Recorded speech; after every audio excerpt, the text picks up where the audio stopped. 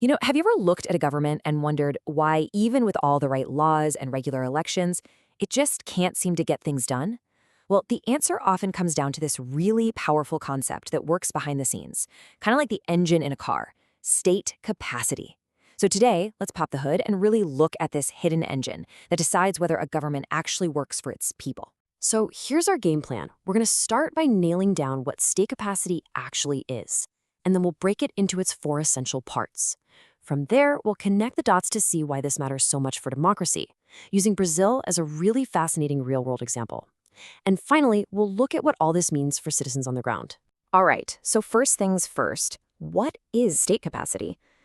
At its heart, it's about shifting our focus from the big, abstract idea of the state and asking a much more practical question: what can it actually do? And that really is the fundamental question here, isn't it? This is what state capacity helps us understand. It's not about good intentions or a perfectly written constitution. It's all about having the actual ability to take those political blueprints and turn them into a reality that people can see and feel. So, to put a definition on it, state capacity is basically the toolbox of skills a government needs to actually govern.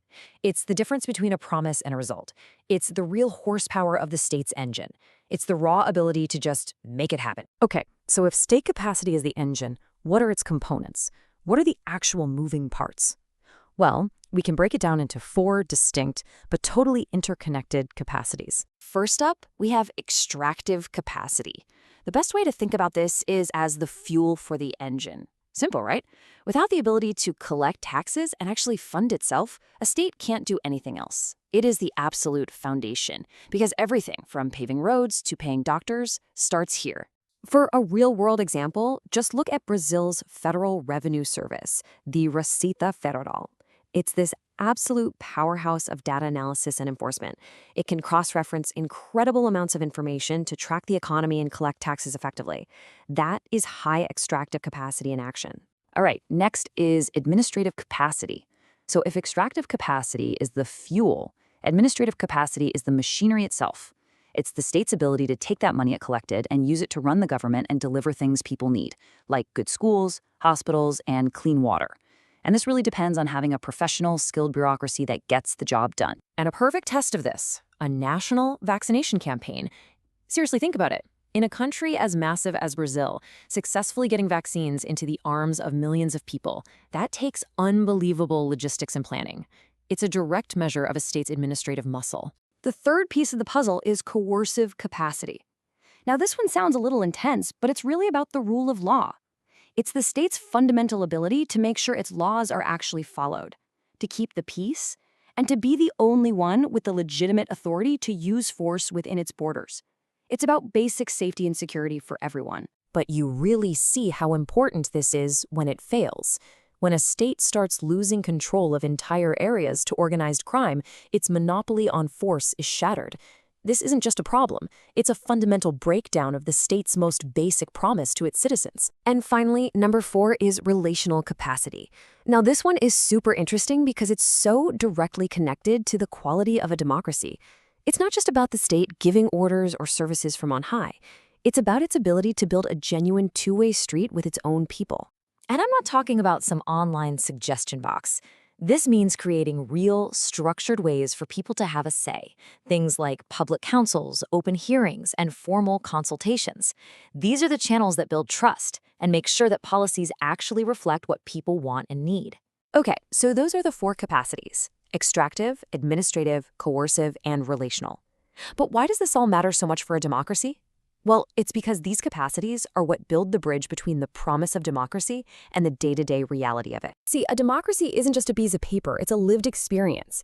You can have free elections and a beautiful constitution, but if the state doesn't have the capacity to actually deliver on the rights promised in that constitution, like healthcare, education, and security, then for the average person, that democracy feels pretty empty.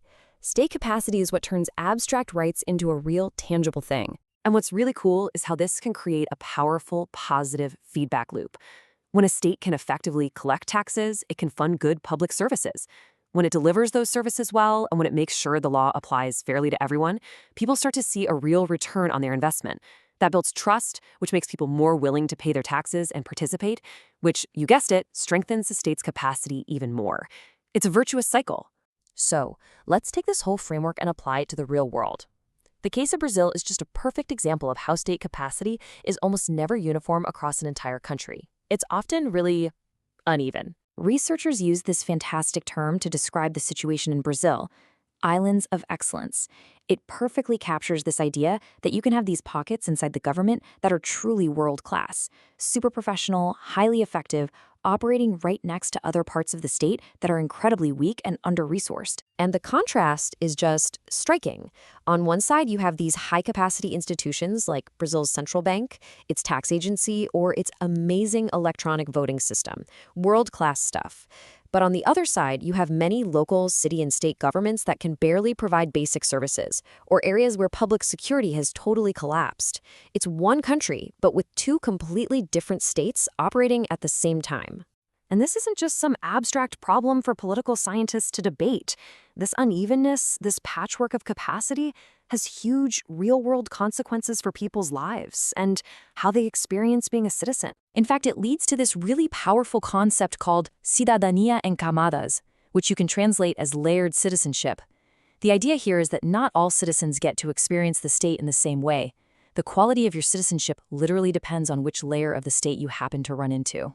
So let me spell out what that means. If your life brings you into contact with one of those islands of excellence, say the high-tech agency that approves your medicine, you get efficient, world-class service. But if you depend on a poorly funded local clinic or an under-resourced police force, your fundamental rights to health and security are effectively denied, not by law, but in practice, because that part of the state simply can't deliver. And that really leaves us with a final thought to chew on.